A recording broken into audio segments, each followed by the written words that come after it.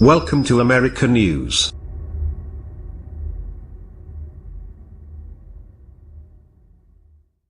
Though it wasn't a thought that crossed my mind for years, those women must have felt like many African-American families living under persistent police pressure in parts of New York, Baltimore, Chicago, or elsewhere in this country. Perhaps that sounds outlandish to more affluent whites, but it's clear enough that some impoverished communities of color in this country do indeed see the police as their enemy. For most military officers, it was similarly unthinkable that many embattled Iraqis could see all American military personnel in a negative light, but from that first raid on, I knew one thing for sure: we were going to have to adjust our perceptions, and fast. Not, of course, that we did.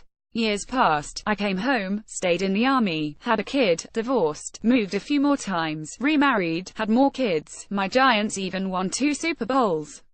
Suddenly everyone had an iPhone, was on Facebook, or tweeting, or texting rather than calling.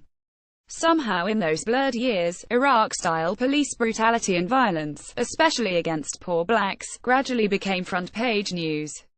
One case, one shaky YouTube video followed another: Michael Brown, Eric Garner, Tamir Rice, Philando Castile, and Freddie Gray, just to start a long list. So many of the clips reminded me of enemy propaganda videos from Baghdad, a helmet cam shots recorded by Allied troopers in combat, except that they came from New York, or Chicago, or San Francisco.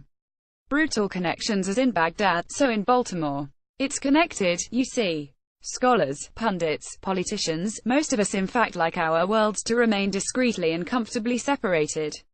That's why so few articles, reports, or opt columns even think to link police violence at home to our imperial pursuits abroad, or the militarization of the policing of urban America, to our wars across the greater Middle East and Africa. I mean, how many profiles of the Black Lives Matter movement even mention America's 16-year war on terror across huge swaths of the planet? Conversely, can you remember a foreign policy piece that cited Ferguson? I doubt it.